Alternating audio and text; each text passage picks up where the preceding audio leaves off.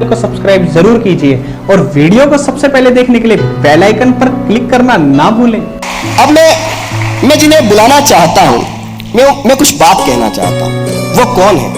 वो इस देश के वो आइडल हैं, हमारे अपने हैं कि अगर आज हम कहीं भी हैं तो इसके पीछे उनकी मेहनत है। अभी कई कुछ लोगों ने कह दिया ये देश असहिष्णु है। नहीं, हमारा देश कुछ भी हो सकता है, हिंदुस्तान कभी असहिष्णु नहीं हो सकता। हमको शुक्रिया, हमको राधा और कृष्ण तब ज्यादा सुंदर लगते हैं जब फैसलाबाद में जन्मा कोई नुसरत फतेह अली खां गाता है, जब से राधा श्याम के नैन हुए हैं चार, श्याम बने हैं राधिका राधा बन गई। हमको भगवान भोलेनाथ की स्तुति तब ज्यादा मंत्रमुग्ध करती है जब गुजरात के उस्मान मीर साहब नमामि शमीसा सुनाते हैं और राम कथा मर्मज्ञ संत मोरारी बापू की आंखों से आंसू निकल आते हैं। हमको बनारस की गंगा तब ज्यादा पावन लगती है जब जयपुर में जन्मे अहमद हुसैन एक स्वर में गाते हैं जय सरस्वती माँ सरस्वती, वर्दे वर्दे माँ महारानी। या आखिरी पंक्ति पे आपकी मोहब्बत मांगता और उन्हें बुला रहा हूं, वर्दे वर्दे माँ महारानी। या सरहद पार से आया कोई गुलाम अली बाबा संकट मोचन के दरबार की सीढ़ियों पर बैठकर अकबर इलाहाबादी को कंठ में उतारता है, बुत हमको कहे काफिर अल्लाह की मर्जी है, तो सुनने वाले ही नहीं गंगा की लहरें तक मचल उठती है। हिंदुस्तान कभी असहिष्णु नहीं हो सकता। मैं चाहूंगा मैं उनको बुलाऊं, उससे बेहतर ये होगा बड़े शायर के लिए, बड़े कवि के लिए बड़ी तालियां कैसे बजाई जाती मुझे आपको बताने की जरूरत नहीं है। एक बार दोनों हाथ हवा में उठाकर राहत इंदौरी जी को सुने आप भरपूर मोहब्बत के साथ में।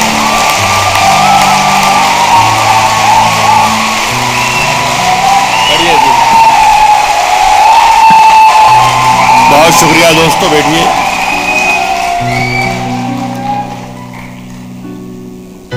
दोस्तों, सबसे पहले तो मैं दिल की गहराइयों से IIT दिल्ली का शुक्रिया अदा करता हूं और साथ में अपने छोटे भाई शंकर शंभू का कि आज इतनी खूबसूरत महफिल का मुझे भी हिस्सा बनाया। कि आज दिल्ली की इस महफिल में राहत इंदौरी का सम्मान नहीं है ये, बल्कि पूरे उर्दू समाज का आपने सम्मान किया है।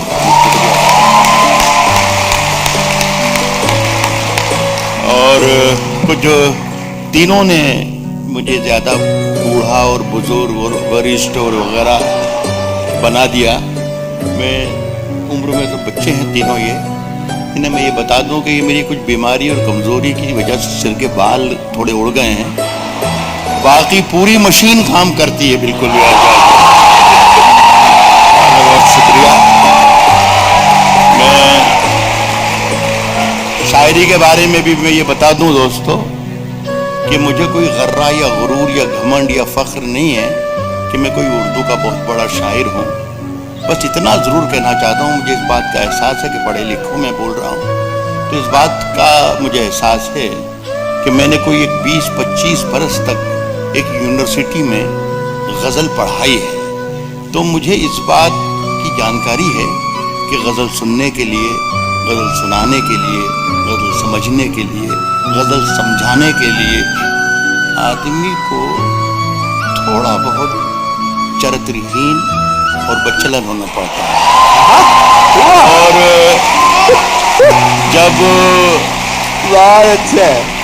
जब ये हमारी मुमताज़ जो शायरा हैं, जब ये कह रही थी, जब बता रही थी आपको कि पीतल जेवर का बक्सा खोला, जिस तरीके से उन्होंने बक्सा खोला और आपने देखा, और जब ये मछुआरे नयन पढ़ रहे थे, कुंवारे नयन पढ़ रहे थे, और जिस तरीके से आप सुन रहे थे, तो मुझे अंदाजा हो गया था कि मेरे काम के यहाँ काफी लोग हैं।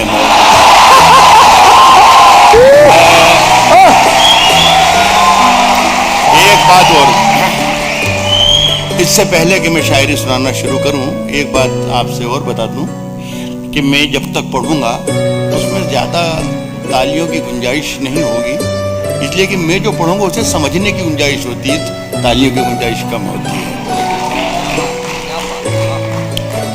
पहला शेर पढ़ता हूं जो सिर्फ जाहिर है कि यहाँ पे 90% से ज़्यादा तो नौजवान ही हैं, तो ये सिर्फ नौजवानों के लिए मेरा पहला शेर है।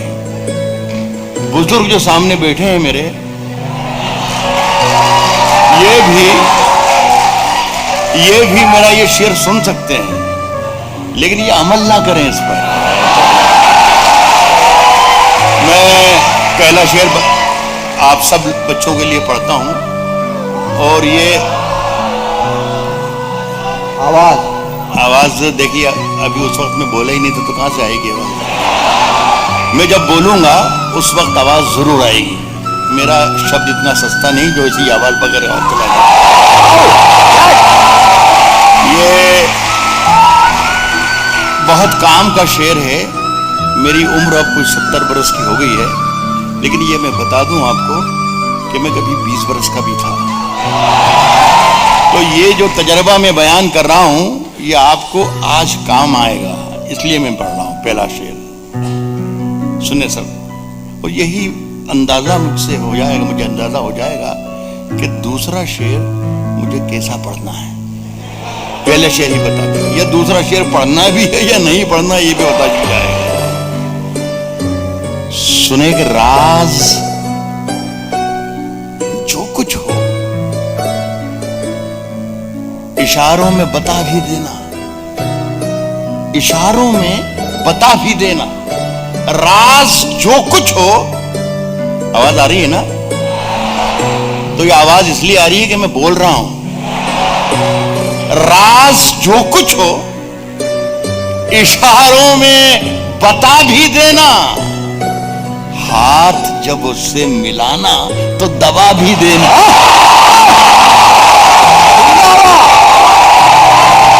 इशारों में बता भी देना। शुक्रिया आपका। मुझे अंदाजा हो गया कि दूसरा शेर मुझे कैसा पढ़ना है। आप राज जो कुछ हो इशारों में बता भी देना, हाथ जब उससे मिलाना तो दबा भी देना। दूसरा शेर भी बहुत काम का है, इसे कम मत नंबर दीजिएगा। वैसे इस खत में कोई बात नहीं है, कोई बात नहीं है, हाथ जब उससे मिलाना तो दबा भी देना। वैसे इस खत में कोई बात नहीं है, फिर भी एहतियातन इसे पढ़ लो तो जला भी देना। एहतियातन इसे, वैसे इस खत में कोई बात नहीं है, फिर भी एहतियातन इसे पढ़ लो और अच्छा जला भी देना। सुने साहब के किसने दस्तक दी? श्रीमान आप भी सुने साहब, आपको सबसे पहले मुबारकबाद पेश करना चाहिए कि आपने बच्चों को बहुत अच्छा ट्रेंड किया। सुनिए है कि किसने दस्तक दी। मैं धीरे धीरे शायरी की तरफ आऊंगा, कोशिश करूंगा, और बीच में कभी ना कभी ऐसी शायरी जरूर आ जाएगी जिस शायरी की वजह से ये राहत इंदौरी या तो बहुत मशहूर है या बहुत बदनाम है। लेकिन आपसे गुजारिश सिर्फ मेरी दोस्तों यही है कि जब तक मैं माइक पर हूं आपकी पूरी तवज्जो मेरी तरफ होना चाहिए, इसलिए कि मेरा कोई भरोसा नहीं कि कब मैं अच्छा शेर सुना दूं। तो ये ध्यान रखिए, कह रहा हूं कि किसने दस्तक दी, एक एक शख्स शिरकत करे। किसने दस्तक दी ये दिल पर? कौन है? किसने दस्तक दी ये दिल पर? किसने दस्तक दी ये दिल पर? कौन है? आप तो अंदर हैं, बाहर कौन?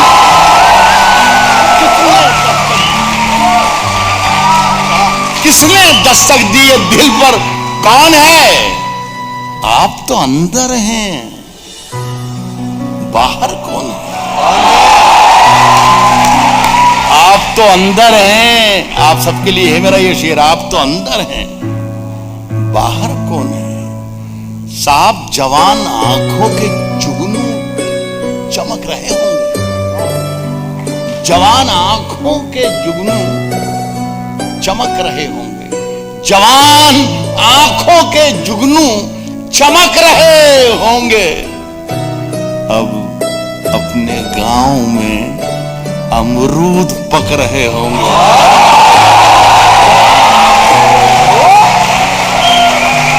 जवान आंखों के जुगनू चमक रहे। सब समझ गए। साहब कमाल के बच्चे पैदा किए साहब। हर बच्चा समझ रहा कि अमरूद का मतलब क्या होता है।